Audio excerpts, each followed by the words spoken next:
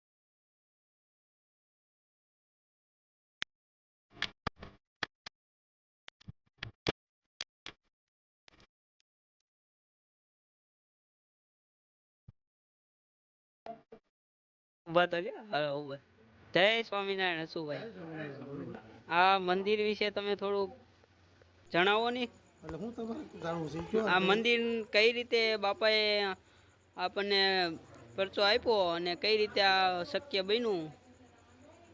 શ્રીજી મહારાજનો અને પ્રમુખ સાહેબ મહંત સ્વામી મહારાજનો સંકલ્પના આશીર્વાદથી ખીચા ગામની અંદર બરોબર મોકાની બસ સ્ટેન્ડ પાસે જગ્યા મળી છે અને ઇમરજન્સી અંજળ આવી ગયા તો મંદિરની જગ્યા નોંધને દિવસે આપણે અહીં ઠાકોરજીની પધરામણી કરી।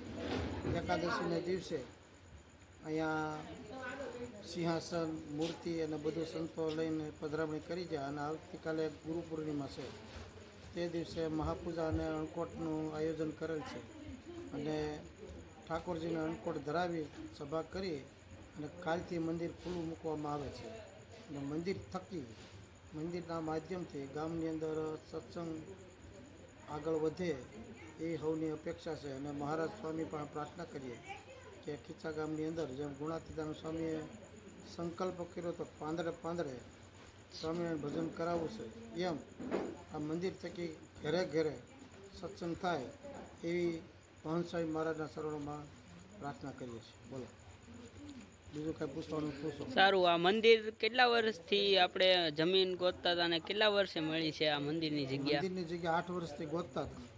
ખીચા ગામની અંદર લગભગ 10 થી 11 જગ્યાએ મંદિરની જગ્યા માટે બધું તપાસ કરી પણ ભગવાન શ્રીજી મહારાજના ગુરુ પરંપરાને આ જગ્યા ઉપર પધરામણી કરવી છે અને બેસવું છે એટલે બસ સ્ટેન્ડ પાસે જ બરોબર મોકાની જગ્યા મહારાજની કૃપાથી ખીચા ગામને મળી છે। સારું, જય સ્વામિનારાયણ। જય સ્વામિનારાયણ।